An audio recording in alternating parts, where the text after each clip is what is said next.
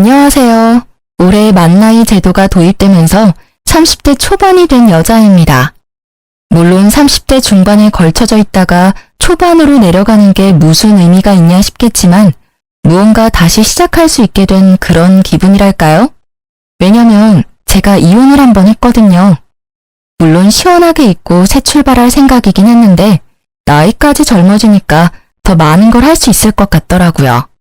그래서 새 출발은 바로 여기서 제 이야기를 풀어놓는 걸로 출발하려 합니다. 저희 부모님 세대야 결혼하면 시집살이 남자가 갑이고 여자는 을이라는 제도가 심했잖아요. 하지만 요즘 사람들이 그러나요? 내가 불리하고 내가 당하는 걸 가만히 참고 있지 않죠. 저도 그랬어요. 괜찮은 남자인 줄 알고 결혼했더니 똥 밟은 거나 다름없었거든요. 그래서 피도 눈물도 없이 제가 당한 만큼 갚아주고 이혼하고 나서도 계속 지옥을 맛보게 해줬어요. 제가 무슨 일을 당했고 어떻게 대갚아줬는지 궁금하시다면 지금부터 집중해주세요. 서진 씨는 언제부터 재테크에 관심이 있었어요? 저희 스터디 모임 사람들 중에서도 서진 씨가 제일 잘 아시는 것 같아서요.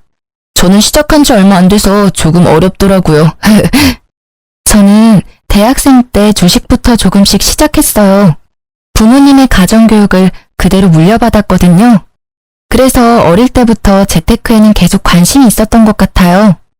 취직하고는 부동산 경매나 매매도 한번 시도해봤고요.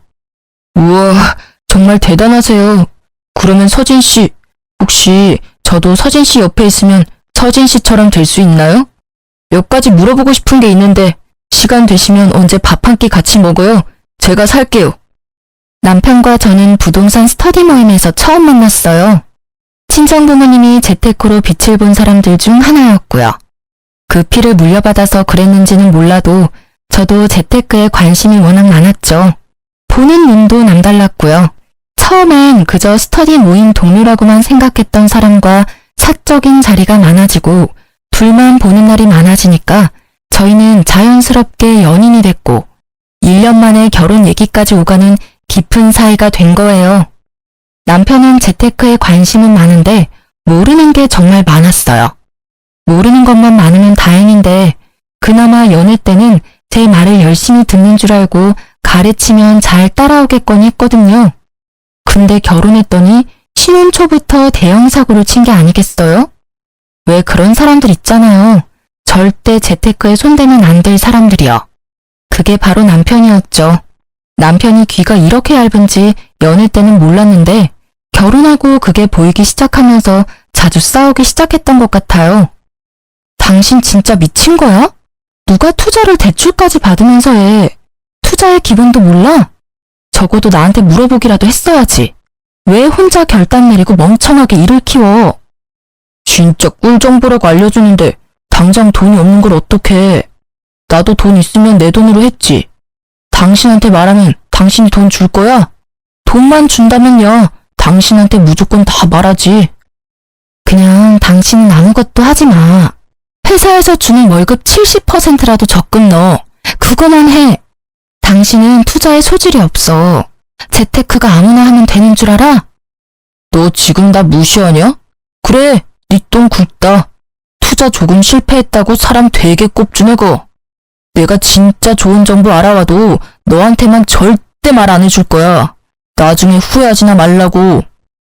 이렇게 남편은 주변에서 그저 좋은 정보라고 알려주면 대출까지 받아서 투자하는 스타일이었어요. 이러니 저만 답답하고 속이 터지죠. 저놈은 지가 뭘 잘못했는지 아예 모르더라니까요. 아니, 사람이 투자했다가 돈을 날린 적이 한두 번이 아니면 정신 차리고 다른 방법을 찾아야 하잖아요. 근데 남편은 자기 자존심이 먼저고 자기가 무조건 틀리지 않았다며 우기기 선수였어요. 그래서 신혼 초부터 서로 목소리가 커질 수밖에 없었죠. 심지어 제 말을 듣지도 않았거든요. 무시하냐고? 무시할만 하니까 무시하는 거야. 너 내 말만 들었어도 이렇게 망하진 않았다고.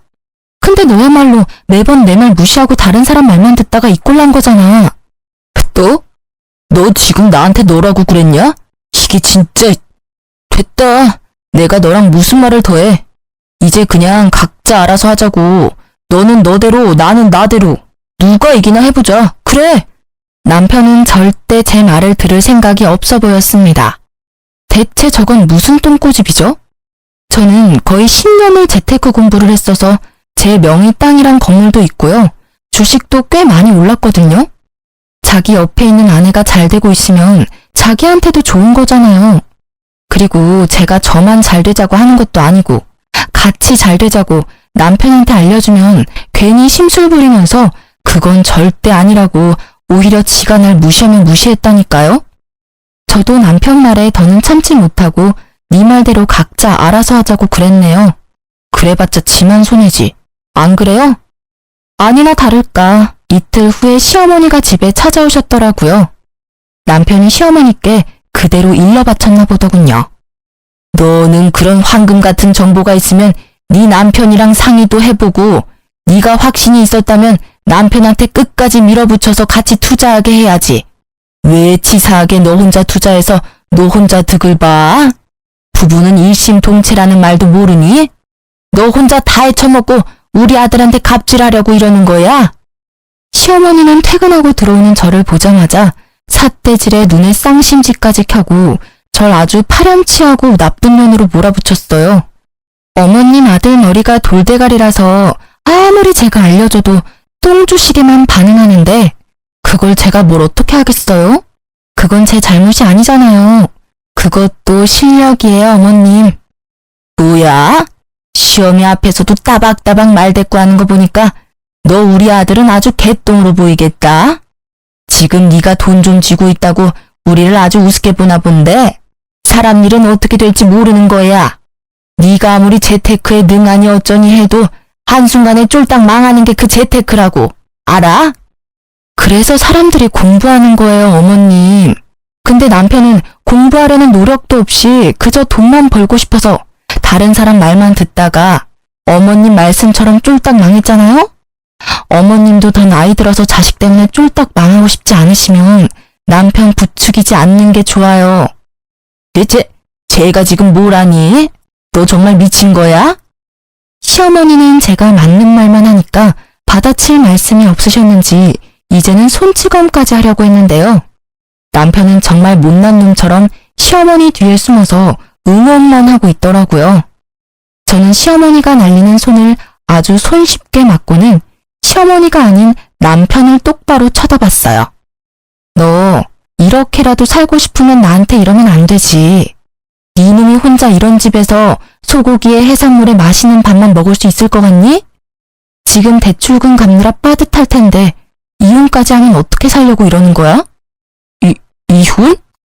처년이 어디서 이혼을 들먹여? 시애미 앞에서 이혼? 어디 여자가 먼저 이혼을 입에 올려? 내가 오늘 네 그 못된 버릇을 단단히 고쳐주고 가마. 이리 와! 시어머니가 제게 손을 뻗으려고 하자 남편이 다급하게 시어머니를 말리더군요. 그만하라고. 이만큼 했으면 제가 알아들었을 거라고 하면서 시어머니를 서둘러 시댁으로 보내버렸죠. 당연한 결과였습니다. 지금 신혼집도 제 명의로 된 집 중 하나였고요.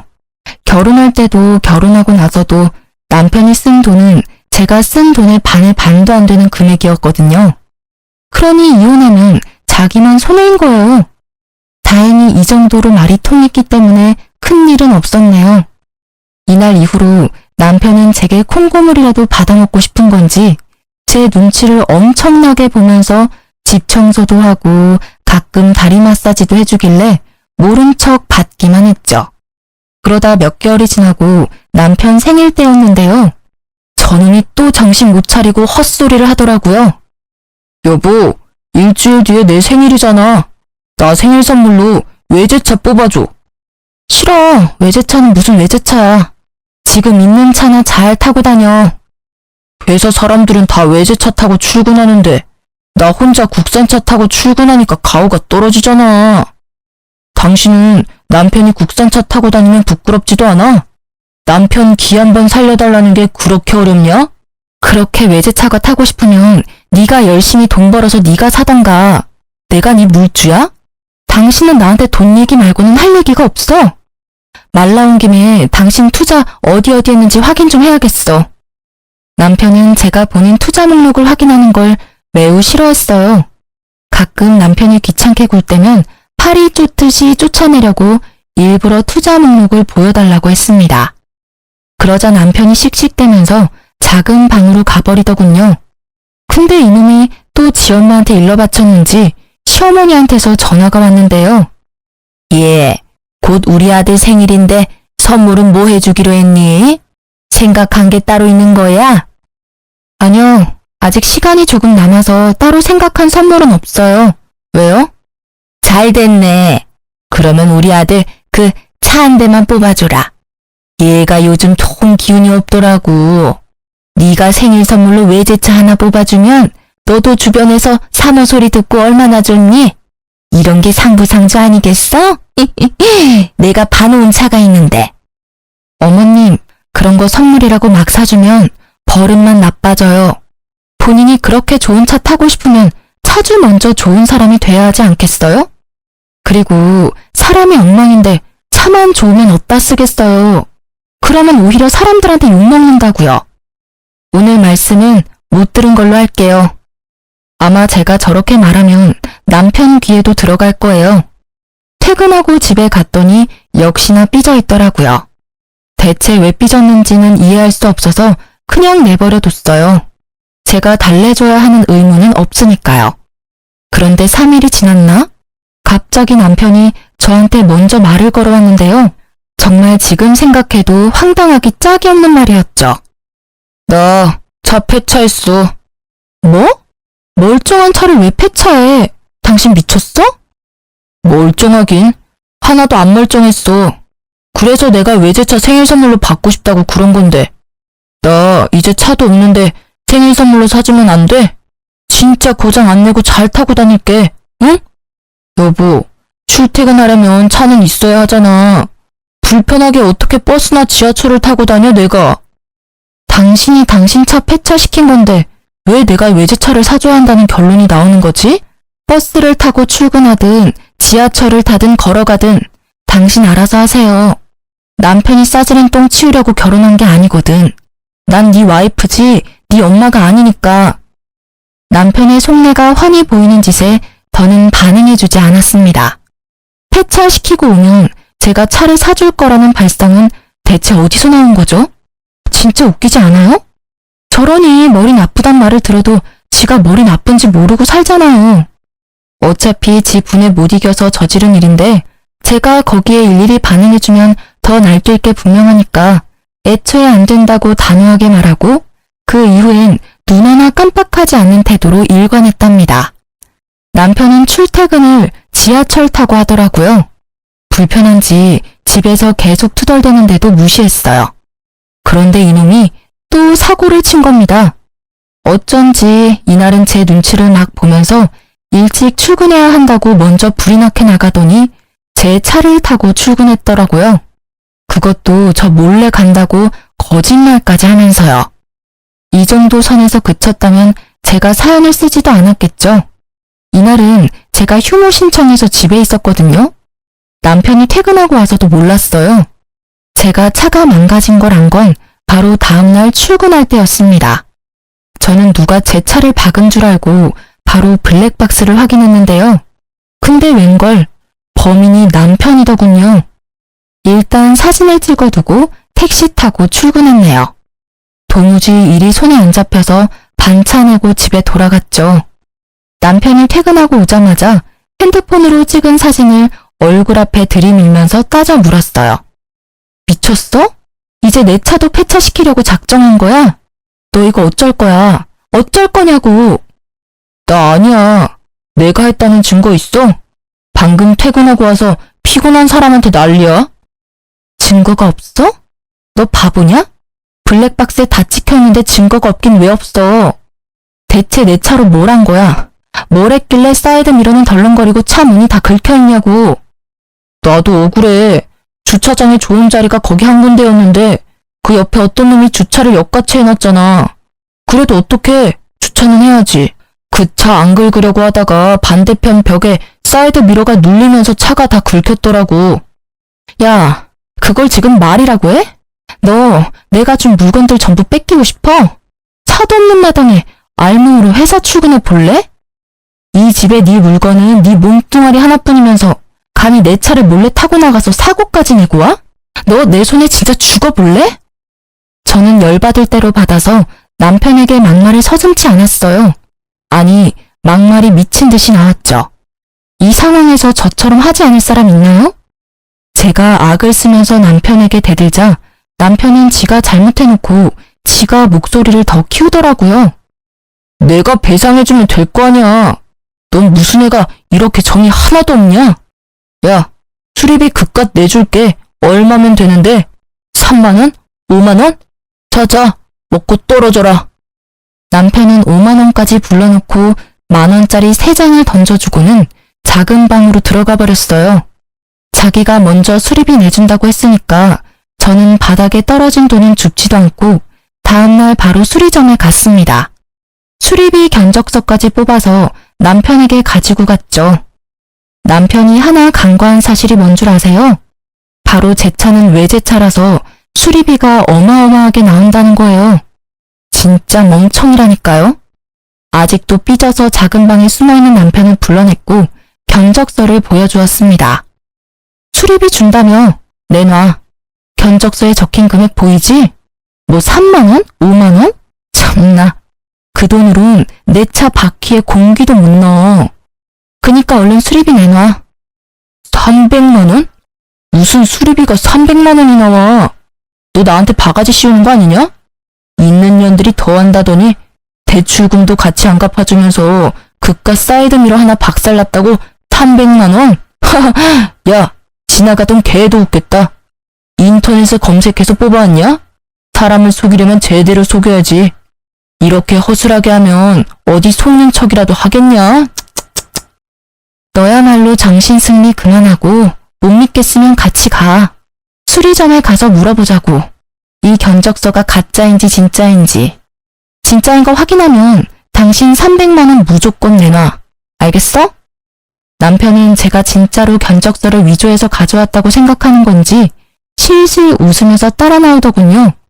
택시 타고 수리점에 도착할 때까지 나불대더니 수리점에서 똑똑히 알려주자 남편 얼굴이 사색이 됐죠. 여보, 내가 미안해. 난 수리비가 이렇게까지 나올 줄 정말 몰랐어. 진짜야. 나 돈 없는 거 당신이 제일 잘 알잖아. 나한테 300만 원이 어딨다고 수리비를 진짜 받으려고 그래. 한 번만 용서해주라. 돈 말고 내가 다른 걸로 갚을게. 당신 말대로 대출금도 아직 남았단 말이야. 남편은 갑자기 제 앞에 무릎을 꿇더니 싹싹 빌면서 자기는 돈이 없다고 하는 거예요. 하지만 남편이 돈이 없는 것과 제 차를 망가뜨린 건 별개의 문제잖아요.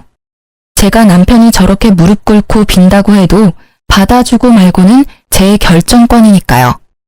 수리비 300만 원 줄래? 나한테서 받은 물건 다 내놓을래? 수리비 300만 원 줄래? 너네 엄마 집으로 쫓겨날래? 수리비 300만 원 내놓을래? 아니면 이혼할래? 저는 남편에게 협박하듯이 남편을 몰아붙였습니다. 남편은 또 이혼이라는 말에 넙죽 엎드리면서 잘못했다고 수리비 300만 원 갚을 때니까 절대 이혼은 안 된다고 매달리고 난리가 났었죠. 남편 말대로 저도 이번 일은 절대 안 넘어가고 꾸역꾸역 수리비 300만 원을 다 받아냈네요. 당신 정말 독하다. 그래도 내가 당신 남편인데 어떻게 100원도 안 깎아주고 수리비 300만 원을 다 받아가? 당신 그렇게 돈에 집착하다가 돈 때문에 망하는 수가 있다고. 적어도 당신보단 평생 잘 먹고 잘 살 것 같은데? 내 걱정은 고마운데 당신 앞날부터 걱정하는 게 어때? 당신도 몇 년 지나면 어머님 노후 잘 지낼 수 있게 용돈도 챙겨드려야 하잖아. 안 그래? 남편은 제 말에 얼굴이 시뻘개졌지만 맞는 말만 하는 저에게 아무런 대꾸도 못하고 씩씩대면서 집 밖으로 나가버렸어요. 그러게 매번 이기지도 못할 싸움을 왜 걸어오는지 모르겠더라니까요. 가만히 있어도 반은 간다는 말도 있는데 저놈은 그걸 왜 모르는 건지. 그래도 매번 제가 이기는 싸움이라 그나마 버티고 살았는데요. 남편과 이혼하게 된 사건은 지금부터 시작하니까 자리 비우시면 안 돼요? 제가 어느 순간부터 집에 있는 물건들 위치를 자꾸 잊어버리는 거예요. 제가 물건을 여기저기 옮기는 성격은 아닌데 이상했죠. 근데 또 신기한 건 남편에게 이게 어딨냐 저게 어딨냐 하면 남편은 귀찮아 하면서도 한 번에 다 찾아줬어요. 당신 요즘 왜 그래? 내가 물건을 쓰고 나면 제자리에 두라고 몇 번을 얘기해. 돈 관련된 일 아니면 다 필요 없다 이거야? 이런 것도 하나 관리 못하면서 돈 관리는 어떻게 하는 건지 참. 당신 내 성격 몰라? 나랑 몇 달째 같이 살면서 내가 물건들 막 어지르는 거 봤어? 분명히 출근 전에는 화장대 위에 있었는데 혹시 당신 내 화장품 써? 나 피부 예민해서 화장품 아무거나 못 쓰잖아. 의심할 걸 의심해라. 매번 일이 안 풀리면 전부 내 탓이지. 맞아요. 사실 남편이 결혼하고 사고를 하도 많이 쳐서 제가 무슨 일만 있으면 남편 탓을 한 건 맞는데요. 이번엔 진짜 아니었거든요. 심지어 남편에게만 이런 말을 들은 것도 아니어서 더 혼란스러웠죠. 다른 날에는 시어머니께서 전화가 왔는데 다짜고짜 저에게 언성을 버럭하시는 게 아니겠어요. 너 왜 안 오니? 내가 지금 몇 시간째 기다리고 있는데 왜 아무 소식이 없어? 네? 그게 무슨 말씀이세요? 제가 어머님 댁에 간다고 했나요? 너희 김치 다 먹었다고 해서 내가 가져가라고 했잖아. 근데 왜 여지껏 안 와? 너 늙은 시엠이 훈련시키냐? 기다리면 올 줄 알았더니 한참을 기다려도 인기척이 없어서 전화했다. 근데 넌 까맣게 잊어버리고 있고 챙겨주려고 해도 네가 이딴 식으로 나오니 내 입에서 좋은 말이 나오겠어? 얼른 와서 김치 가져가. 분명 전 시어머니한테 받은 연락이 아무것도 없었는데 더욱 소름 끼치는 건 시어머니가 말한 날에 정확하게 통화 내역이 남겨져 있더라고요. 한두 번에 그쳤다면 또 그러려니 할 텐데 한 달이 넘도록 그런 일로 스트레스를 받았다면 믿어지시나요? 냉장고에 리모컨이 들어가 있는 건 기본이고 제가 바르던 립스틱이 신발장에 들어가 있고 한 번은 집에서 밥을 먹다가 잠시 업무 전화로 베란다를 갔다가 왔더니 밥그릇이 통째로 사라진 거 있죠?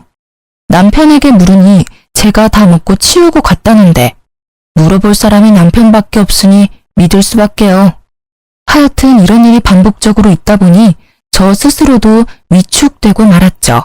옆에서 남편은 건망증 아니냐며 투덜대지 시모는 자꾸 전화해서 왜 오기로 했는데 안 오냐며 압박 주지. 저도 모르게 자존감이 뚝뚝 떨어지고 말았죠. 더군다나 하루는 너무 답답한 마음에 회사 사람들한테 썰을 풀었더니 치매 초기 증상 아니냐고 진지하게 병원 가보란 말까지 들었네요. 그쯤 되니까 제가 정상이라는 것에 확신이 들지 않는 지경에 이르렀죠. 이후로 회사에서도 괜히 눈치가 보이는 건 물론이었고요. 여보, 내가 요즘 정신이 진짜 이상해진 것 같아. 사람들 말로는 치매 초기 아니냐고 병원 가보래. 당신이 보기에도 내가 그렇게까지 심각해 보여?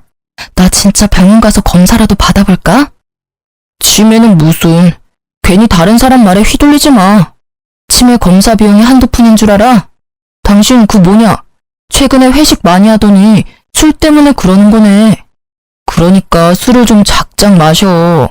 일주일에 두세 번꼴로 술을 마시는데 네 정신이 멀쩡한 날이 있겠냐?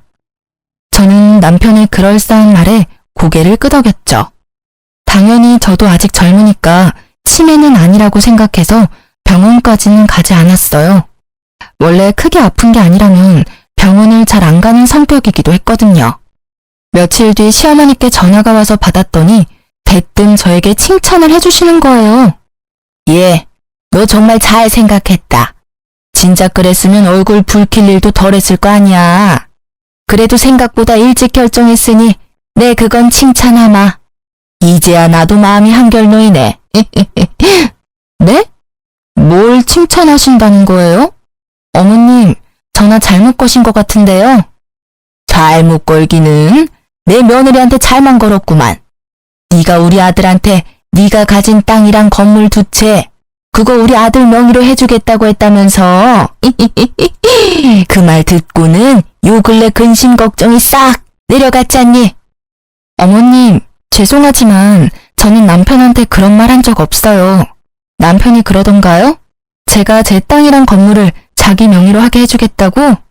어머님, 저 남편이랑 잠깐 통화 좀 할게요. 저는 시어머니 말씀에 어이가 없었어요. 이 남자가 한동안 조용하더니 이렇게 사람 뒤통수를 치는구나 싶었죠. 전화를 끊으려는데 시어머니가 하는 말에 전화를 끊을 수 없었습니다. 증거가 있다고 했거든요. 요즘 네가 자주 깜빡깜빡하더니 그래서 기억을 못하나 보네. 젊은 애가. 네가 우리 아들이랑 구두로 약속까지 다 했잖아. 아들이 녹음했다고 들려주던데. 기억 안 나면 너도 아들한테 연락해서 네가 직접 녹음한 거 들어봐라. 들으면 기억이 돌아올 수도 있잖니? 시어머니는 저를 안타깝게 여기는 듯이 혀를 끌끌 차면서 전화를 먼저 끊었어요. 도대체 이게 어떻게 된 일인지, 세상이 저를 상대로 몰래 카메라라도 찍는 건가? 하는 생각도 들었습니다. 너무 혼란스러워서 머리까지 아플 지경이었죠. 저는 시어머니 말대로 남편에게 물어보기로 했어요. 남편에게 시어머니와 통화했던 말을 고스란히 전해주자 남편은 아주 당당하게 전부 사실이라고 하더군요. 정말로 저만 기억 못하는 그 약속이 사실이라며 아주 자신만만하게 얘기했다니까요. 당신 정말 하나도 기억 안 나? 역시 이럴까봐 녹음해놓길 잘했다니까. 아, 녹음본 들려주기 전에 말해두는데 이 녹음 당신도 합의한다고 해서 녹음한 거다. 그러니까 이걸로 이혼이니 뭐니 협박도 안 통한다는 소리야. 알았지? 저는 남편 말은 대충 귀등으로 듣고 얼른 녹음을 틀어달라고 했어요. 남편은 입가에 미소를 숨기지 못하고 녹음본을 들려줬는데요. 물구나무 서서 들어도 제 목소리임이 확실하더라고요. 제 표정이 어두운 걸 남편이 알아챘는지 갑자기 제 손을 붙잡고는 남편 표정도 점점 어두워지더군요. 그때 정말 심장이 내려앉는 줄 알았습니다. 저희가 아무리 싸우기를 많이 싸워도 부부잖아요. 남편 눈을 마주하니까 분명 무슨 일이 있다는 느낌이 강하게 들었죠. 불길한 징조 말이에요. 역시나 그 예상을 빗나가지 않았고 남편이 하는 말에 엄청난 충격을 받을 수밖에 없었습니다. 실은 당신한테 해줄 말이 있어. 당신이 힘들어할까봐 비밀로 하려고 했는데 더는 숨길 수가 없게 됐네. 당신 치매 초기 진단 받았어. 얼마 전에. 우리 같이 병원 가서 검사받고 온 것도 기억 안 나지? 안 날 거야. 당신 검사받고 병원을 나오자마자 전부 까맣게 잊어버렸으니까. 저는 남편 말에 믿을 수 없다는 표정을 짓자 남편이 병원 진단서를 보여줬어요. 진단서 이름에 적힌 제 이름과 주민등록번호까지 전부 제게 맞았죠. 말도 안 돼. 내가 치매 초기라고?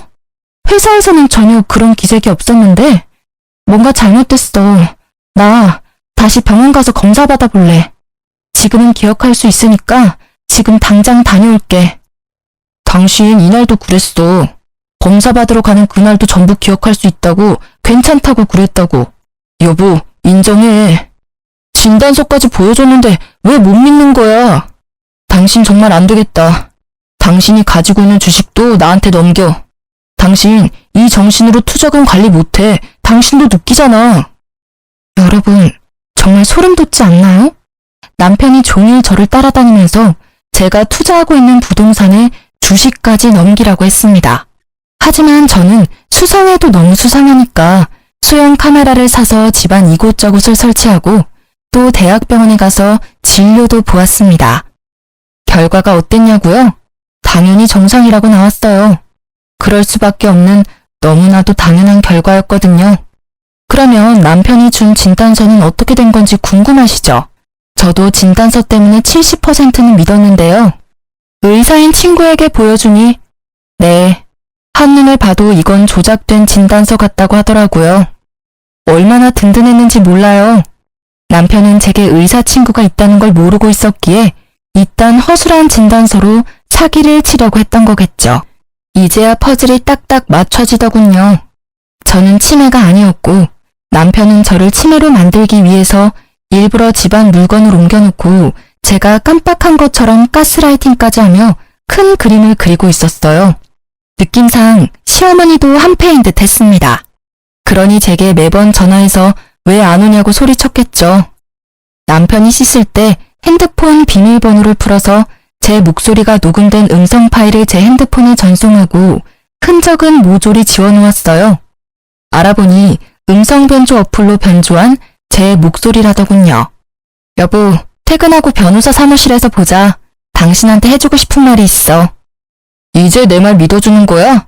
그래, 잘 생각했어. 너무 오래 고민해도 머리만 아프지. 나 곧 있으면 퇴근이니까 바로 변호사 사무실로 갈게. 참 여보, 인감도장 잊지 말고 꼭 챙겨와. 남편은 제 전화에 신이 나서 웃음을 숨기지 못하더라고요. 아주 자기가 사기꾼이라고 동네방네 소문내는 스타일이었죠. 아무튼 저는 진단서가 가짜라는 걸 밝혀준 의사 친구와 함께 변호사 사무실로 찾아갔습니다. 아유, 우리 아가 왔니? 오는 길 힘들진 않았고 정신도 온전치 못하면서 왜 따로 왔어? 우리 아들이 네 회사 앞으로 데리러 갈 수 있는데 그래도 잘 찾아왔으니 됐어. 그 정신으로 가지고 있는 재산 다 날리기 전에 얼른 우리 아들 명의로 바꾸자꾸나. 인감도장 가지고 왔구나? 변호사님, 이 사람이 제가 말씀드린 치매 걸린 와이프입니다. 오늘 이 사람이 저한테 전 재산 양도하기로 했거든요. 아픈 아내를 둔 남편인 제가 해야 할 도리니까요. 저는 어떠한 말보다 손이 먼저 나갔어요. 남편 뺨을 냅다 때렸습니다. 사무실 안이 울릴 만큼 소리가 컸죠. 변호사에게 남편이 위조한 진단서를 보여줬고 의사인 친구가 변호사에게 모든 상황을 설명해줬어요. 이건 제가 얼마 전 대학 병원에서 온갖 검사를 다 받은 진단서예요. 당연히 정상으로 나왔고요. 저놈들이 제 재산을 뺏어가려고 진단서까지 위조해서 저를 심신미약자로 만들려고 한 연놈들이라고요. 무슨 소리라는 거야? 당신이야말로 왜 이래? 당신 아직도 치매라고 못 받아들인 거야? 이런다고 상황이 달라지는 건 아무것도 없어. 변호사님 앞에서 부끄럽게 그만하지 못해? 거기 우리 며느리 친구 의사라고 한 것 같은데 의사면 이렇게 진단서를 가짜로 만들고 해도 되는 거예요? 친구가 정신이 안 좋고 그러면 납득할 수 있게 해줘야지. 이딴 거나 만들어주는 게 무슨 친구라고? 예, 너 당장 저 친구랑 연 끊어라. 네 인생에 하나도 도움 안 될 친구야. 내가 딱 보면 알지. 내 인생에 하나도 도움 안 될 사람은 내 친구가 아니라 바로 당신들이야. 변호사님, 이 녹음도 저 사람들이 목소리 변조해서 만든 거라네요? 제 목소리가 아니라요. 이러면 저 사람들 처벌할 수 있는 거죠? 전 절대 합의해줄 생각이 눈꼽만큼도 없거든요. 네, 허위로 작성했다는 사실이 밝혀진다면 허위 진단서 등 작성죄로 처벌할 수가 있죠. 그런데 친족상 도래라는 특례 제도가 있어서요. 고소하더라도 배우자 간 발생한 절도죄와 사기죄 등의 재산범죄에 대해선 형을 면제받을 수가 있거든요. 시어머니와 남편은 더욱 기세등등하게 나오더라고요.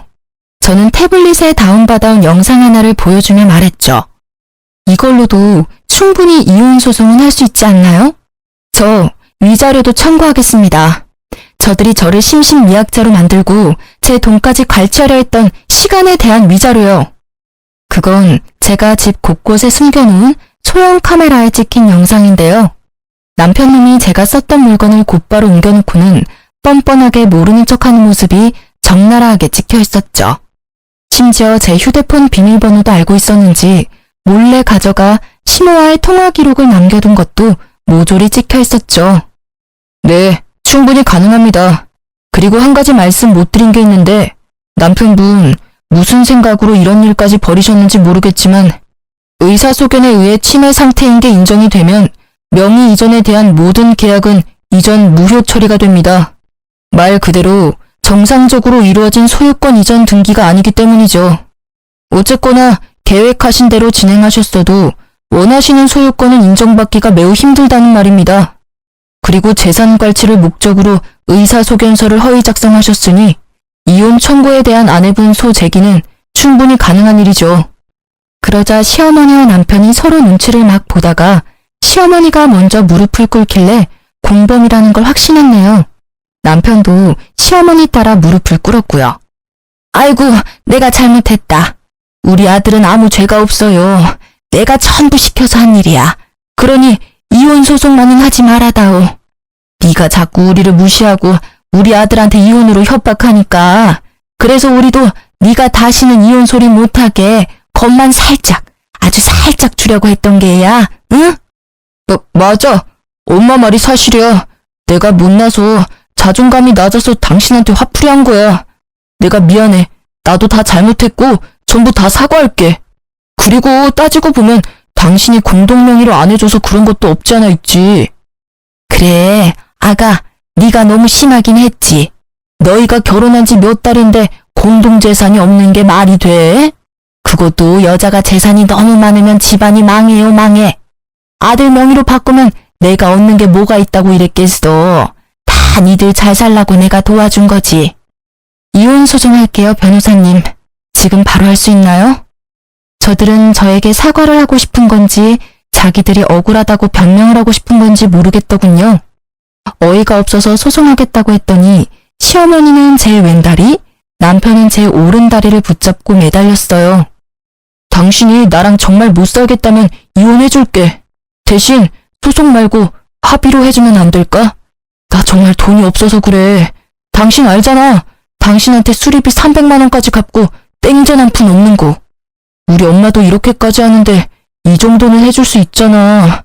마지막으로 부탁할게. 제가 소송 없이 협의 이혼을 했을까요?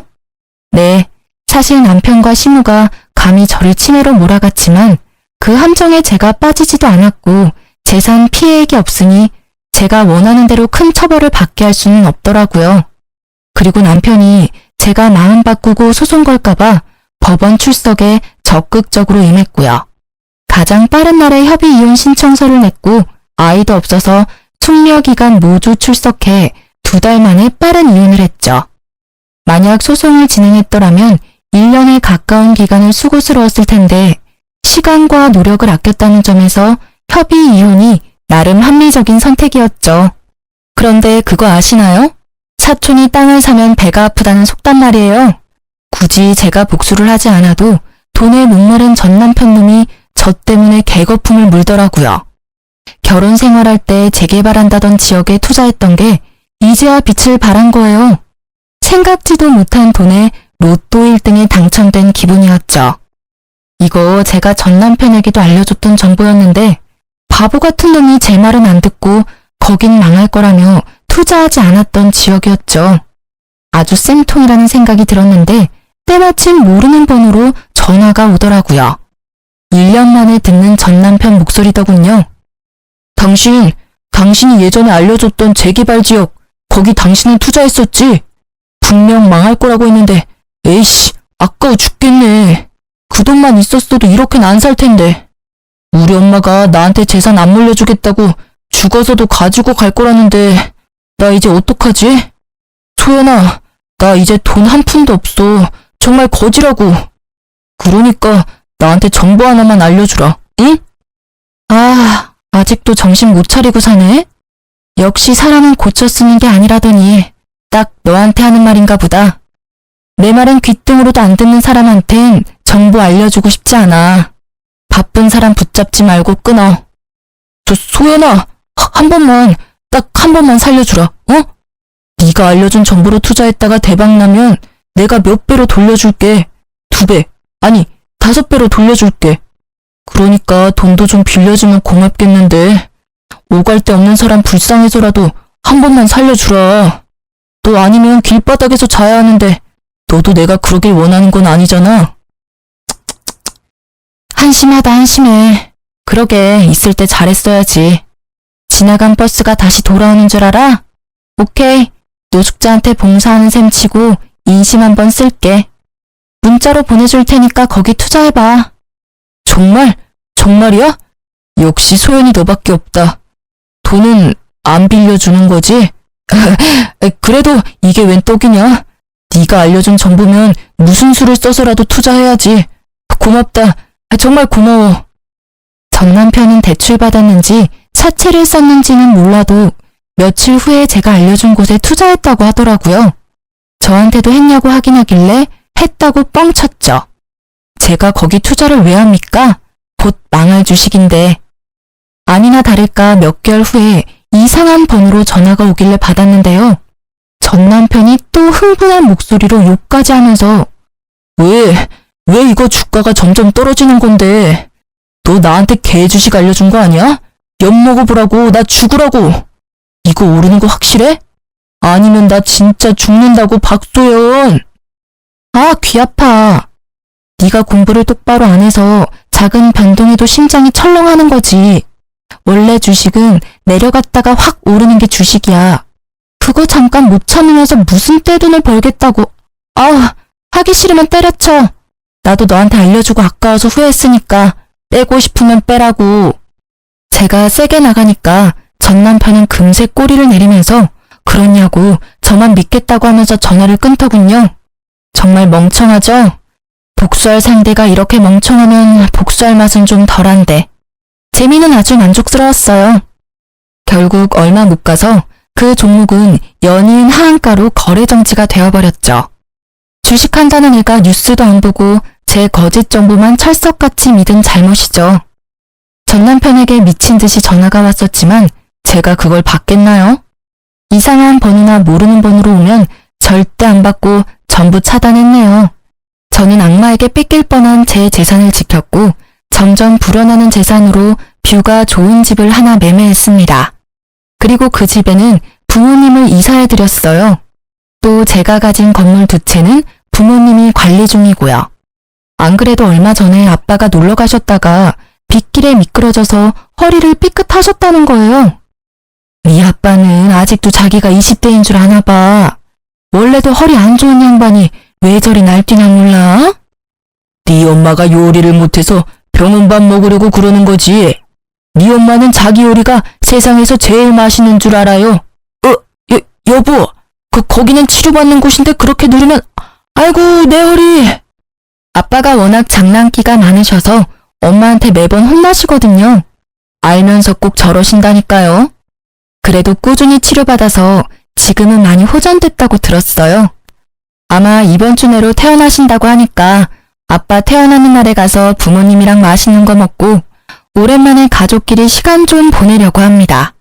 참, 제 입으로 이런 말은 조금 부끄럽긴 한데 부모님은 제 덕분에 노후가 즐겁다면서 특히 아빠가 모임을 나가면 제 자랑을 끊임없이 한다고 들었어요. 엄마도 그 얘기를 해주는데 웃음이 끊이질 않더라고요. 부모님이 웃으시는 모습 보려고 자식인 저는 더더욱 돈을 열심히 벌고 모아야겠다는 생각이 들었네요. 저는 여전히 회사를 다니고 있고요. 달라진 점이 있다면 최근에 봉사와 기부를 열심히 하고 있어요. 어려운 이웃들을 돕고 사는 게 보람도 있고 기분도 좋길래 여러 가지 하고 있습니다. 아마 앞으로도 재테크 공부를 꾸준히 해서 그 돈으로 불우한 사람들에게 도움 주는 멋진 사람이 되고 싶어요. 다들 제 이야기 끝까지 들어주셔서 감사합니다. 복 받으실.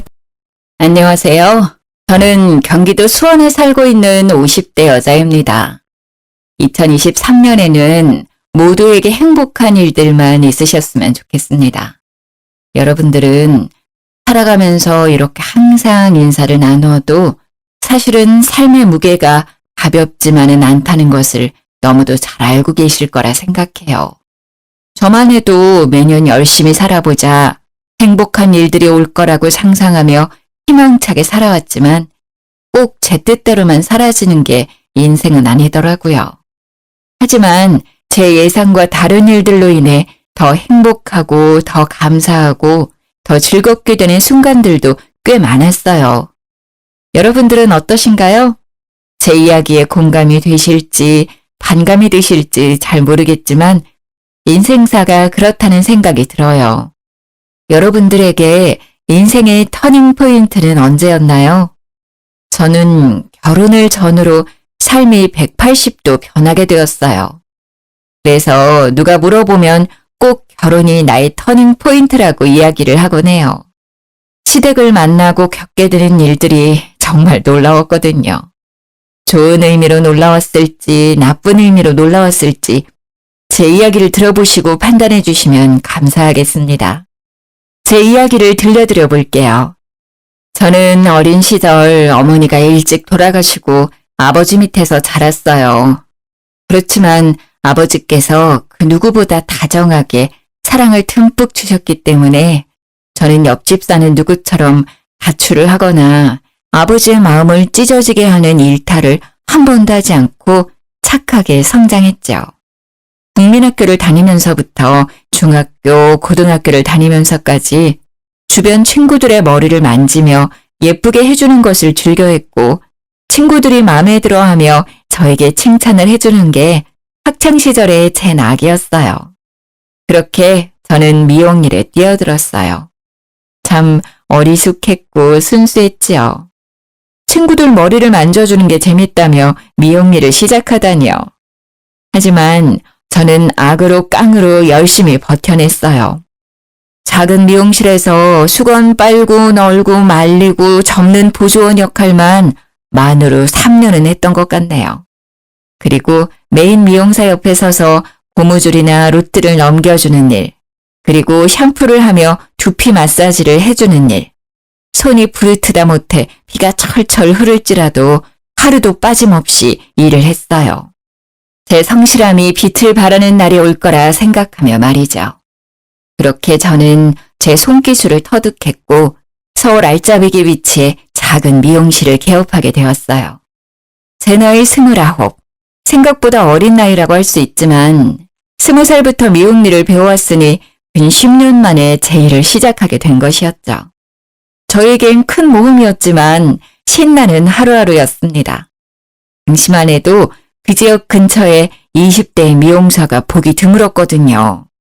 그 덕에 제가 어리지만 손도 빠르고 아주 싹싹하다는 좋은 소문이 돌았고 금세 단골 손님들이 생기기 시작했어요. 그리고 더불어 저는 미용실 손님께서 주선해 주셔서 직업군인의 남자와 연애도 할 수 있었죠. 첫눈에 서로 호감이 갔고 서로 연락처를 교환하자며 다음 만남을 기약했지만 군인이었던 남편, 서울에서 멀리 출장을 떠났고 저희는 편지로 소통을 하게 되었어요. 요즘 시대와는 다르게 당시에는 편지만이 거의 유일한 소통 창구였죠. 제 남편은 성실한 직업군인이었어요. 4년제 대학을 졸업하고 바로 취직하고 싶은데 하필이면 취직난이 있었던 해여서 바로 군입대를 지원했다고 해요. 본인과는 꽤 잘 맞았는지 말뚝을 받겠다고 마음을 먹었고요. 집에서도 일찌감치 독립을 하고 싶은 마음이 있었고 군대라는 일이 자신이 그려왔던 조건과 잘 맞았다고 하더라고요. 저희는 어려운 환경이었지만 편지로 소통을 하며 사랑을 키워갔어요. 몇 달에 한 번씩 얼굴을 보고 아쉬움을 뒤로한 채 5년여 기간의 연애를 끝마치고 마침내 결혼을 하게 되었죠. 하지만 제가 편부 가정에서 자라왔다는 사실이 제 발목을 잡았어요. 이게 얼마나 문제가 될까 싶었고 저는 한 번도 부족함을 느끼지 못했는데 시댁에서 저에 대해 반대를 꽤 심하게 하셨던 것 같더라고요. 그것도 시누이들이 문제였어요. 남편은 1남 4녀 5남매의 장손이자 막내 아들이었는데 위로 있는 4명의 시누이들의 입김이 그렇게 셌던 것이었죠. 아빠만 있는데 어떻게 그 집에 우리 막내 동생 장가 보내고 맡긴다는 거야. 누나들이 나를 챙기면 얼마나 챙겼다고 이제 와서 갑자기 그런 이야기를 왜 하는 거야? 그만해. 내가 알아서 해. 그렇게 반대를 무릅쓰고 진행을 했던 결혼이었지만 생각보다 평탄하지만은 않았어요. 시댁 일을 제외하고서라도 힘든 일이 한둘이 아니었기 때문이지요. 우선은 제가 그렇게 행복하게 일을 했던 제 미용실을 처분했어야 했습니다.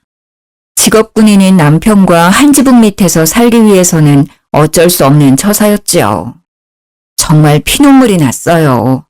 어떻게 일궈온 내 가게인데 한순간에 문을 닫게 될 거라 상상도 못해왔던 일이었어요. 직업군인 남편을 두면 내가 이렇게까지 희생을 해야 하는구나 느끼는 순간이 한두 번이 아니었습니다. 근무지를 옮겨다니면서도 출장은 또 왜 이렇게 잦은지요. 아이를 낳게 되면서는 남편이 더 필요했는데 몇 달씩 이어지는 남편의 출장은 저를 더 외롭고 고독하게 만들더군요.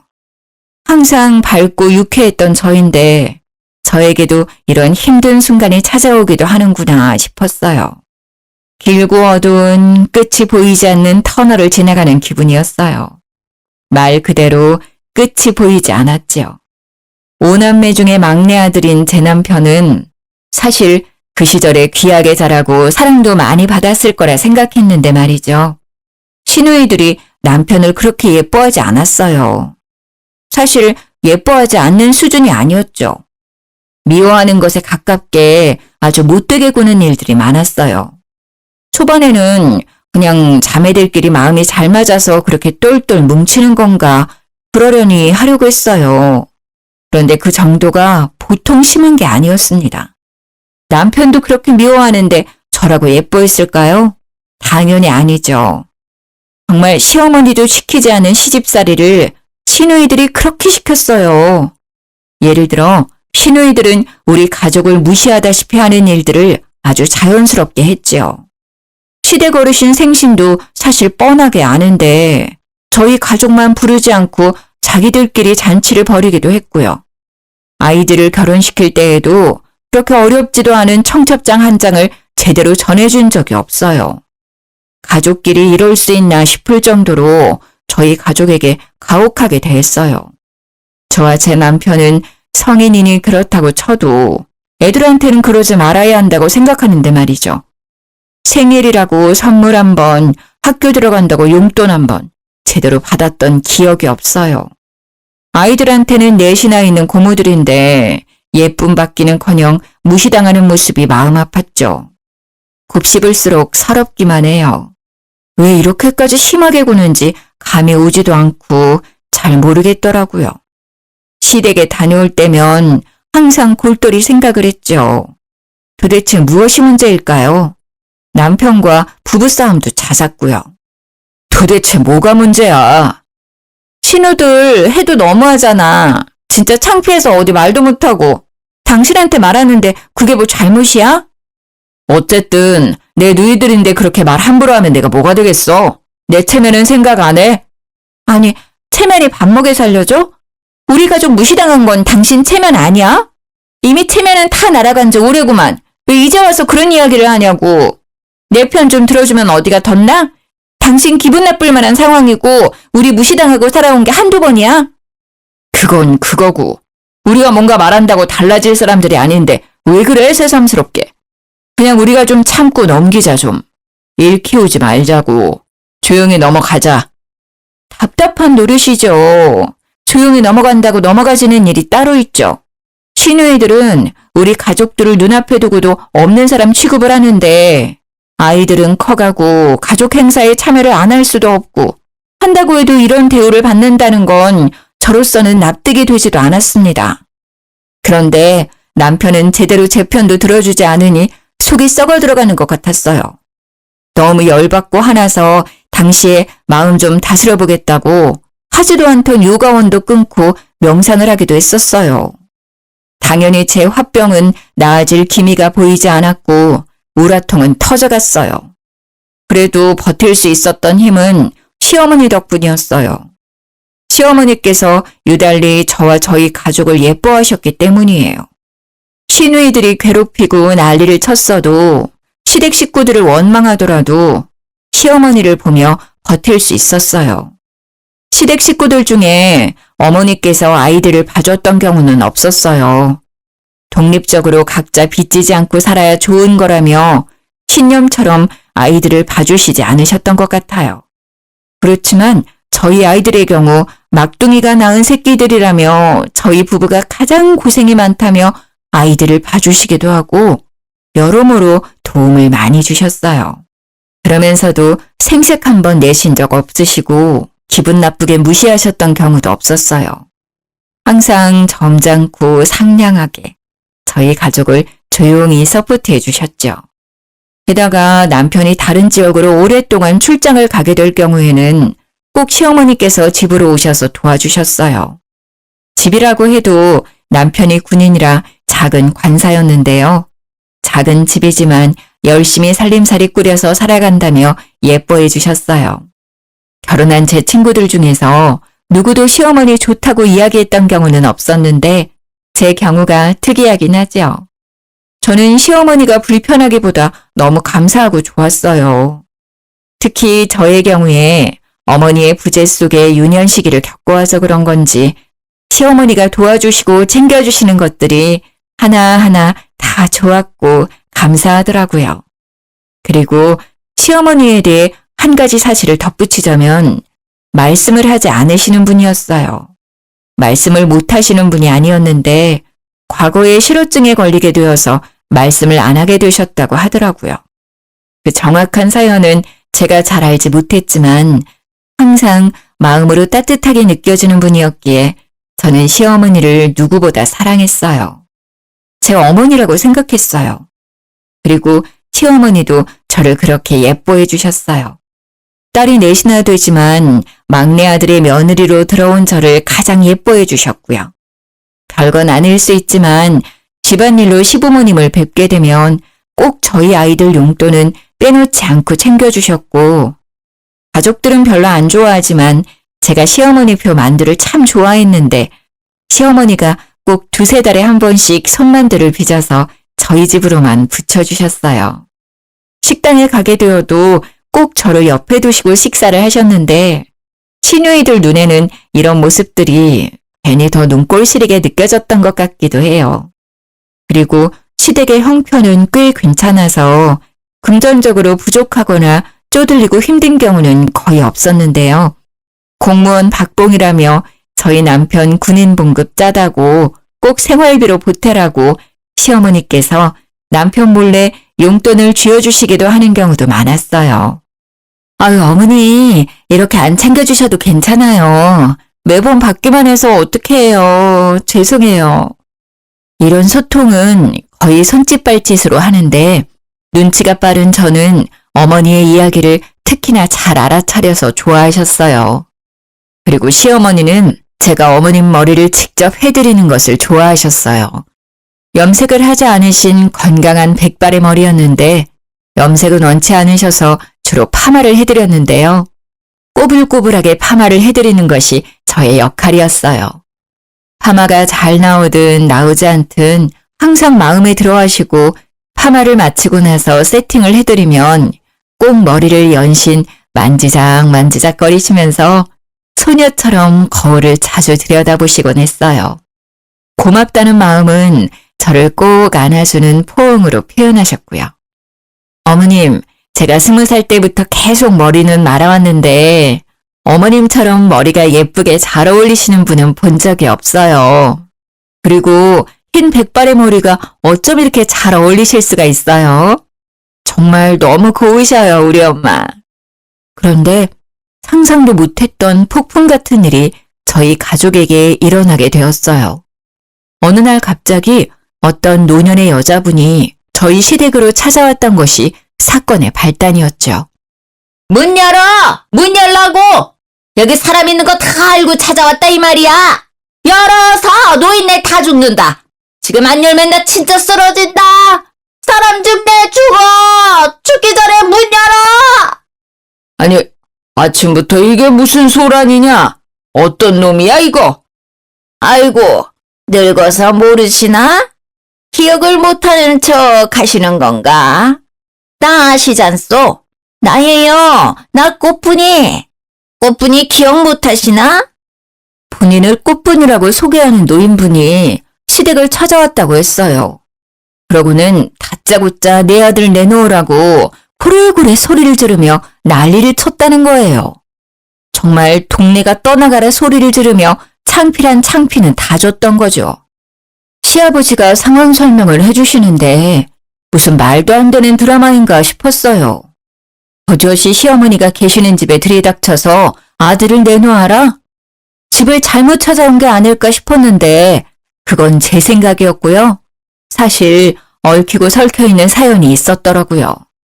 본처였던 시어머니께서 아들을 낳지 못하고 딸을 넷이나 낳았는데 시댁 할머니와 할아버지의 고집이 더해진 의논 끝에 첩을 들여서 아들을 낳게 했던 상황이었더군요.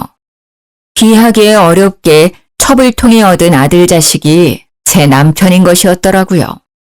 서로 모르는 척 살 수 있게 하려고 돈을 꽤 많이 쥐어보냈는데 갑자기 그 돈이 떨어진 건지 노망이 난 건지 자기 아들을 되찾아오겠다며 시댁 어르신 댁에 들이닥쳤던 거였어요. 이 이야기는 시아버지를 통해 들었어요. 매사에 무관심하고 시니컬한 태도의 어르신이었는데 자신이 이 집 아들을 낳은 첩이라고 고성을 지르는 할머니가 찾아와서 아들을 내놓으라고 온 집안을 뒤집어 놓으니 무지막지하게 역정을 내시더라고요. 태어나 처음 보는 시아버지의 역정 가득한 화난 모습이었어요. 그때 그렇게 큰 돈 쥐어 보냈는데 장가보내서 귀하게 살고 있는 내 새끼를 찾기는 왜 찾아? 뭐라고? 그 쥐 코딱지만큼 돈 좀 줬다고 생색내나 본데 그걸로는 안 되지. 내가 당신 새끼 낳아줬는데 그것밖에 못 준다니 기가 차고 어이가 없어서 찾아왔다. 돈 내놔 돈! 아니, 이 여편네가 무식하게 왜 이러는 거야? 여기에 돈이라도 맡겨놨어? 그런 것도 아니면서 왜 이렇게 볼썽사납게 굴어? 미친 거야? 노망난 거야? 노인네가? 미쳤다고? 그래, 나 미쳤어. 그니까 미친 여자가 괜히 이러겠어? 뭐 때문에 미쳤는데? 돈이라도 내놓으라고! 시아버지께서 아무리 역정을 내고 다그치고 소리를 질러도 제대로 마음먹고 돈 뜯어내려온 할머니를 당할 수는 없더군요. 이렇게 찾아오는 거 주거 침입죄라고 경찰 부르겠다고 강하게 나가니 그제야 끼갱하고 우선 돌아가겠다고 하더라고요. 그렇게 사건은 일단락되는 줄로 알았어요. 하지만 당장 일이야 이렇게 마무리된다 하더라도 저에게는 굉장히 혼란스럽게 느껴지더라고요. 이게 무슨 일이지? 우리 남편이 첩의 자식이었다니. 평상시에는 하지도 않았던 생각들이 고민들로 뒤죽박죽 바뀌어서 제 정신을 혼미하게 만들었고요. 이 한바탕 소동으로 저희 부부는 크게 부부싸움을 했어요. 신혼 때야 서로 맞춰간다며 기싸움하고 투닥거렸지만 이번에는 차원이 달랐죠. 제가 시누이들 때문에 힘들고 마음고생했던 것들까지 한 번에 터져서 정말 큰 다툼이 되었어요. 나를 바보 취급하고 속이고 제대로 알려주는 것도 없는데 우리가 가족이야? 그렇다고 할 수 있겠어? 그게 또 무슨 소리야? 뭘 속여? 나도 모르는 사실이었어.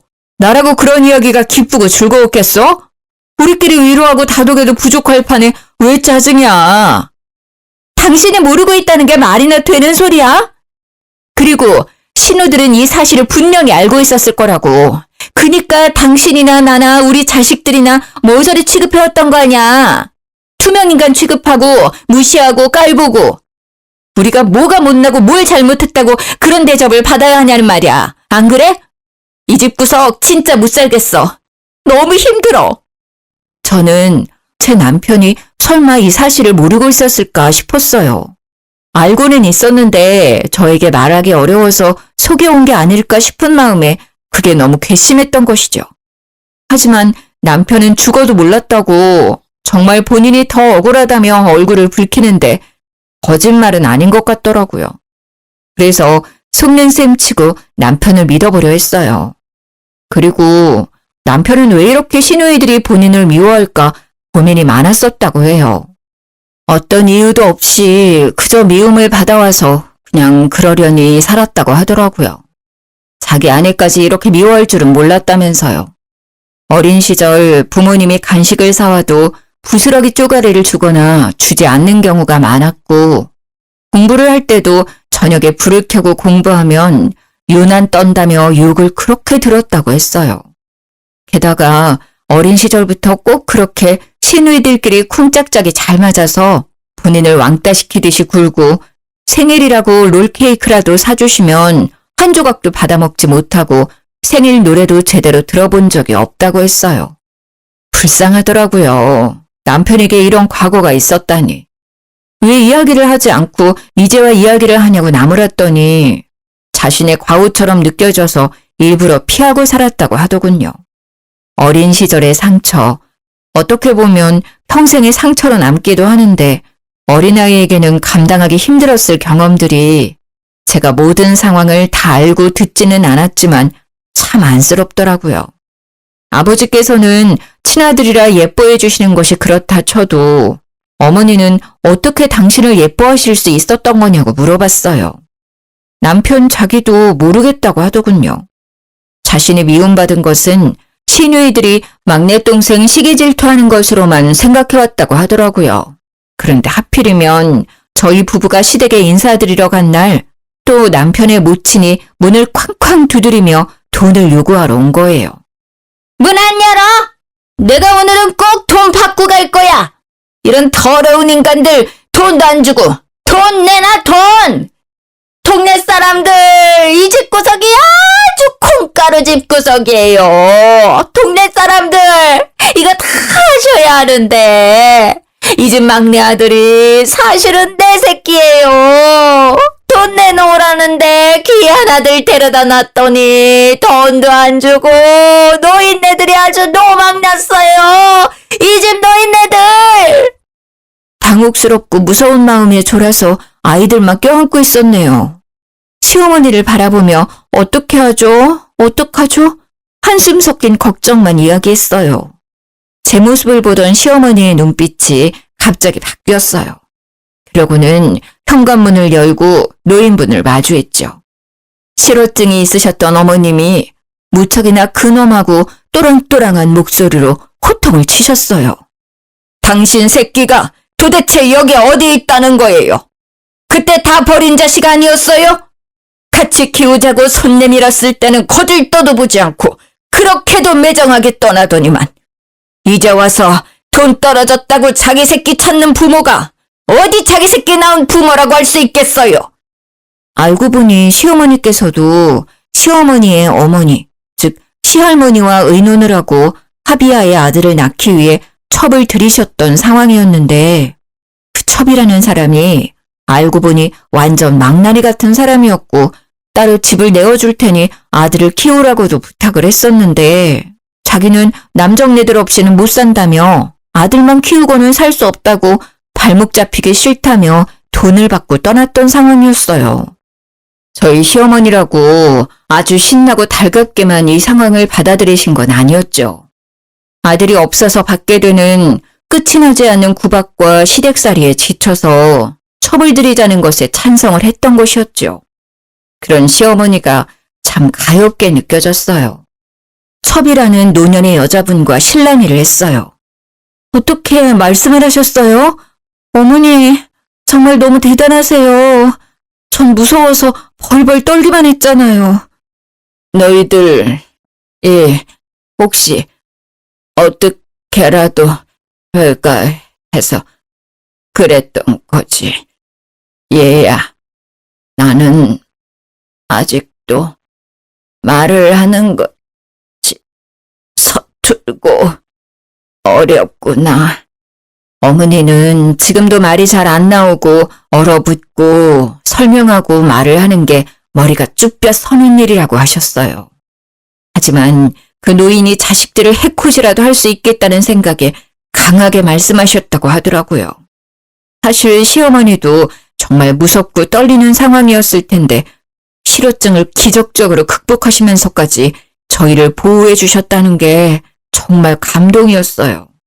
이후로 그 노인분은 찾아오지 않으셨어요. 아마 시아버지께서 따로 불러서 해결을 보신 것 같더라고요. 돈을 그렇게 많이 요구를 했다고 하더군요.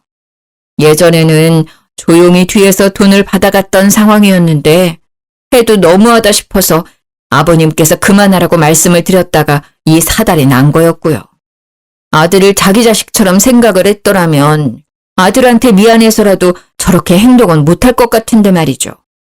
아들 자식을 볼 면목이 없지 않을까 했는데 정말 노인분은 돈만 챙겨서 조용히 사라지셨더라고요. 경제적인 어려움을 겪고 있는데 빠르게 나아질 것 같지 않은 모습에 조금 정말 불우이웃을 돕는다는 마음으로 도와드렸다고 전해들었네요. 참, 저희 시부모님도 천사죠. 저라면 소송이라도 걸고 크게 혼내줄 것 같은데.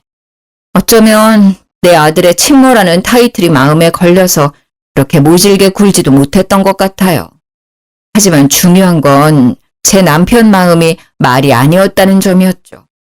자신이 알고 보니 어머니의 아들이 아니라는 사실에 충격을 먹었어요. 그렇지만 남편을 위로해 준 사람은 다름 아닌 시모였어요.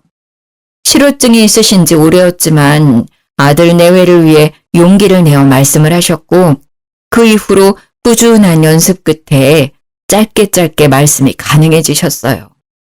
그러고는 저희 아들 내외를 이전보다 더 챙겨주셨어요. 제 남편이 안쓰럽게 느껴졌던 것이겠죠. 내 아들이다.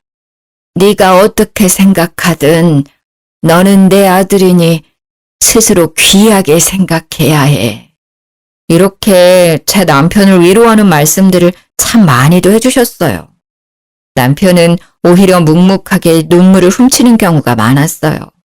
그렇게 예뻐해 주시고 위로까지 전해주시는 어머니가 세상에 어디 계실까요? 남편은 복도 많죠. 어머니께서 배 아파서 낳으신 딸들보다도 저희 남편을 예뻐해 주시고 챙겨주시니 말이에요.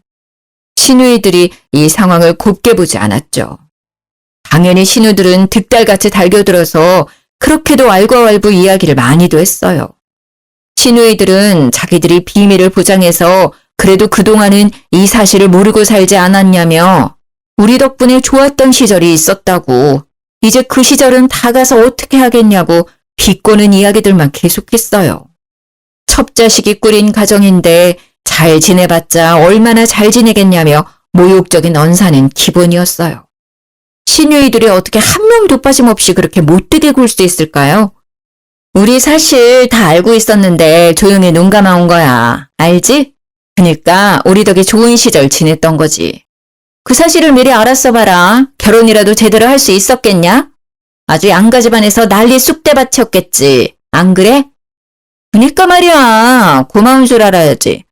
아이고, 우리가 비밀을 지켜줬던 좋은 시절은 다 갔네.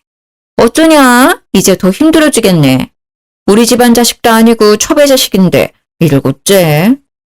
그러고는 어머니 아버지께 해야 하는 도리도 제대로 하지 않고는 저희 가족에게만 몰아붙이듯이 굴었어요. 엄마네 집 가봤어? 세탁기 하나 새로 해드려야 하지 않겠어?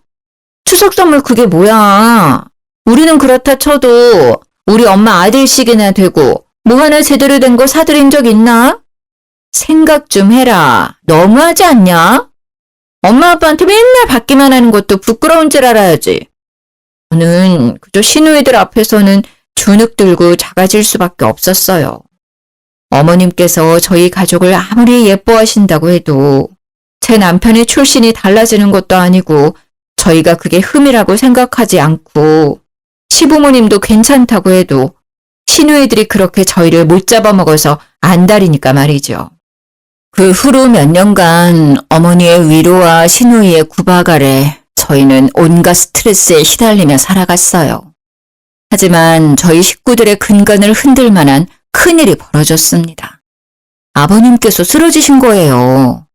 첩이라고 하는 노인분께서 나타나시고 아버님께서는 급성 고혈압으로 몇 번을 응급실을 다녀오시곤 했어요.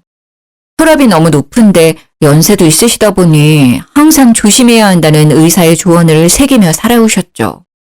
하지만 흘러가는 세월에 나빠지는 건강, 어찌할 수 없었나 봐요.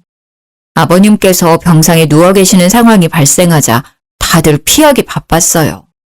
그렇게 엄마 아빠 하면서 애교를 떨어대던 시누이들은 시치미를 떼고 갑자기 각자 자기 일들이 더 바빠졌다고 핑계를 댔죠.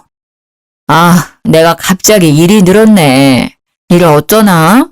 집이랑 일하는 데까지 거리가 좀 먼데. 아이고, 일을 어째? 나는 저번에 났던 교통사고 후유증 때문에 아직 물리치료를 받아야 해서 미안해서 어째? 아버지는 누가 간호하나? 간병인 말고도 가족들이 왔다 갔다 하긴 해야 할 텐데. 그래서 저와 제 남편이 돌아가며 아버님 병간호를 시작했습니다. 당연히 시아버지 병수발을 도와주시는 전문 병간호인도 계셨지만 말이죠. 가족이 곁에서 말을 걸어주고 깨끗이 씻겨주고 먹여주고 입혀주는 정성은 환자를 호전시키는데 큰 도움이 될 거라 생각하는 저와 제 남편이 발을 벗고 나서서 책임지고 아버님을 모셨죠. 어머님께서도 항상 저희 곁에 함께 해주셨죠. 따지고 보면 아버님 곁을 떠나지 않으셨던 것이겠지만요. 어머님은 아버님이 언젠가는 이러실 거라 예상해왔다고 덤덤히 아버님의 기저귀를 갈아드리곤 했어요. 우리 아저씨도 내가 아프면 내 똥기저귀도 갈아주고 먹여주고 입혀주고 다 했을 거야. 그래서 나도 이렇게 할 수 있는 거지. 내가 먼저 아팠으면 우리 남편이 나를 내가 남편 챙기듯 챙겼을 거야. 너희들 너무 애쓰지 마. 내가 챙기는 게 맞단다. 어머니 당신께서도 몸이 건강하지 않으셨지만 아버님 병간 후에는 누구보다 열심히셨어요. 집에도 가지 않으시고 병원에서 꼭 잠을 같이 주무셨죠. 그렇다 보니 어머님의 몸이 많이 노쇠해지게 되셨어요. 저와 남편은 그런 어머님께 집에 가시라고 부탁을 드리고 저희 가족이 더 맡아서 병간호를 하기로 했어요. 걱정 붙들어 매시라고 저희가 더 정성껏 간호를 했어요. 그렇지만 연세도 있으시고 합병증도 있으셨다 보니 병세가 쉽게 나아지지 않으셨어요. 그렇게 꼬박 2년을 병상에 누워 계시던 아버님께서 결국 이 세상을 등지고 말았습니다. 정말 눈물이 쏟아졌던 날이었어요. 저희가 정성을 다할수록 아버님께서는 분명 이 병마를 이기실 거라 희망을 가지고 간호를 했는데 말이죠. 마음이 아팠습니다. 혼자 남겨지게 되신 어머님도 너무 안타깝고 안쓰러웠고요. 하지만 문제는 여기서 끝이 아니었습니다. 아버님의 재산 문제. 그게 정말 제 마음이 찢어지게 아팠어요. 시누이들이 저희 가족에게 한 푼도 줄 수 없다며 그렇게 구박을 하고 윽박지르듯이 욕을 하는 것이었어요. 마음 다해 병간호를 한 상황까지 매도하며 아버지 재산이 탐나서 그런 거라고 하더군요. 너희 가족들 이럴 줄 알고 병간호하겠다고 나선 거지? 다 알고 이랬던 거구나? 아주 고단수야 고단수. 우리 아빠 돈 어떻게든 해먹으려고 아주 죽자사자 그렇게 지극정성이었구만. 아무리 그래도 그렇지 재산이 탐난다고 내 시간과 에너지를 써가면서 거동이 어려우신 노인을 꼬박 2년간 병간호를 할 수 있을까요? 그리고 저는 미용일, 남편은 군대 일을 하면서 말이죠. 그리고 저희도 아이를 키우고 육아도 집안일도 없었던 게 아닌데 말이에요. 저는 그냥 이 돈 더러워서 안 받고 말지 싶었는데 남편은 그게 아니었나 봐요. 여보, 내가 이거 돈 때문에 이러는 건 줄 알아? 나도 아빠 자식이야. 난 자식으로서 인정받고 싶어. 이거 포기 못해.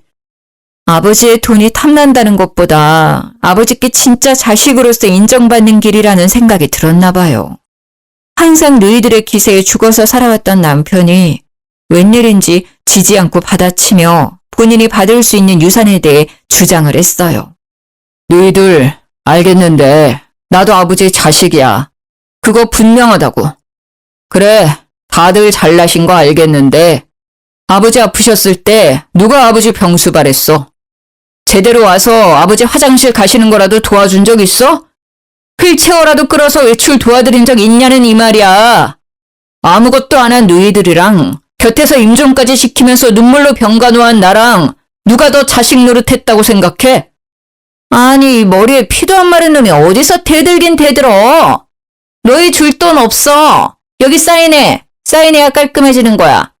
이렇게까지 말 안 하려 했는데 첩의 자식이라 상종 안 하려다 그래도 동생 대접 좀 해줬더니 기어오르네.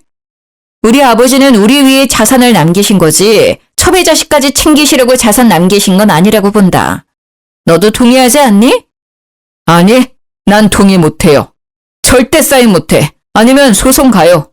나 어쨌든 어떻게 봐도 아버지 아들로 호적상은 다 등록되어 있어. 뭐가 문제인지 나는 모르겠어. 내가 사실 더 받으면 더 받아야지. 시누이들 입김에 구박에 못 살겠는데 살아온 인생은 어떻고 불쌍한 우리 아버지 병간호 아무도 안 해주는데 나랑 내 와이프가 한 거는 누가 생각해주나? 나 포기 못해. 안 해. 그러니 돌아가요. 그렇게 제 남편은 강하게 자신의 자식으로서의 역할과 도리를 들어 자식으로 인정받기 위해 가진 노력을 했어요. 시누이들은 끝까지 상속 포기각서를 들이밀며 사인하라고 깡패라도 불러야겠냐며 난리를 피워댔고요. 어떻게 해서든 남편을 구워 삶으려 했지만 결국 저희 남편은 그 각서에 사인하지 않고 소송으로 넘어가게 되었어요. 가족끼리 이렇게 재판장에 서게 된 상황은 마음이 무겁고 좋지 않았지만 남편이 원하는 바는 분명히 이룰 수 있었어요. 상속. 정확히 5명의 자녀 중에 1명 몫에 해당되는 재산을 받게 되었죠. 게다가 법적으로 남편에 대해 정확히 인정을 하는 모양이 되었으니 이제 더 이상 시누이들이 첩의 자식이라고 욕을 하는 일도 줄어들었네요. 남편이 첩자식이니 뭐니 욕지거리 계속하면 정말 소송 걸어버린다고 했는데 저희 남편이 한다면 하는 사람이라는 것을 알게 되었기 때문이죠. 어머님께서는 아버님께서 돌아가시고 한동안 무척 힘들어하셨어요. 마음도 공허해하셨고 챙기는 사람이 한순간 사라진다는 그 허전한 마음을 저희가 감히 헤아릴 수는 없겠지만 말이죠. 시모는 아버님께서 돌아가신 이후 점차 말수가 적어졌고 결국엔 실어증이 재발하게 되었어요. 어떻게든 치료해보려 노력을 했지만 어머님은 마음의 문을 굳게 닫으셨던 것 같아요. 아버님의 부재라는 것이 어머님께서는 정말 세상이 무너지는 것만 같으셨을 거예요. 하지만 저희 가족과 어머님의 사이는 돈독해졌어요. 말씀을 하지 않으시는 어머님이라고 해도 사랑하는 제 어머니는 맞기 때문이죠. 항상 어머니같이 살갑게 안아주시고 반겨주시고 저희 애들도 아껴주시는 유일한 혈육, 어머님이시니까요.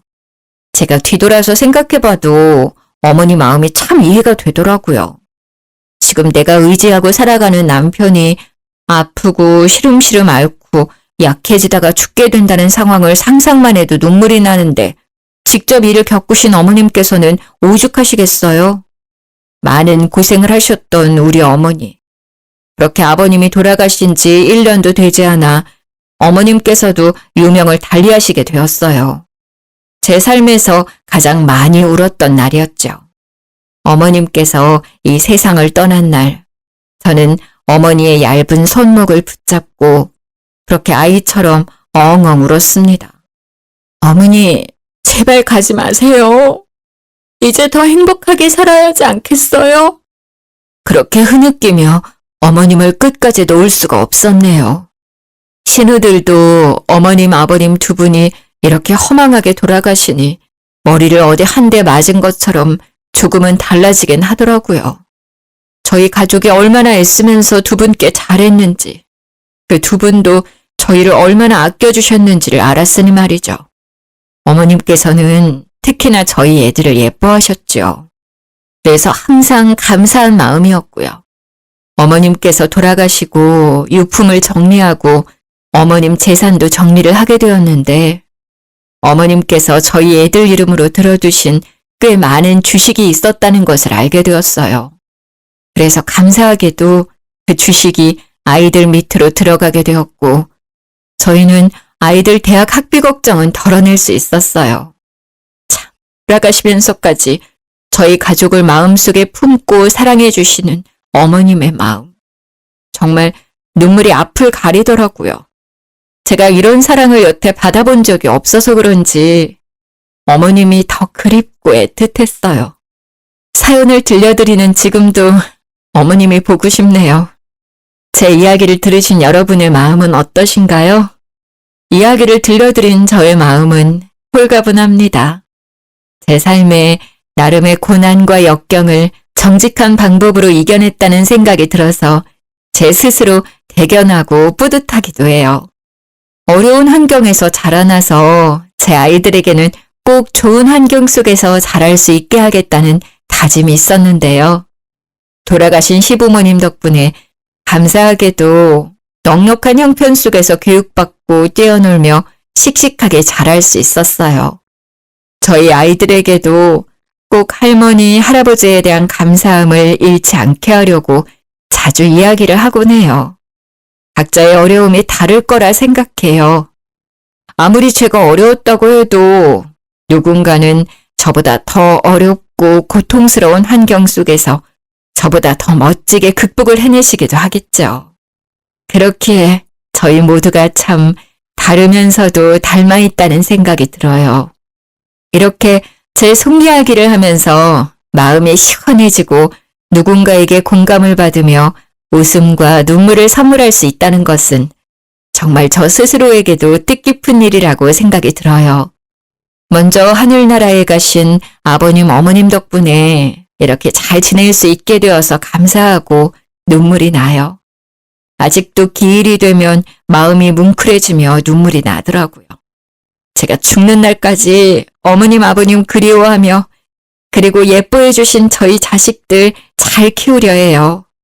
모두들 제 이야기 들어주셔서 감사합니다. 항상 행복하세요.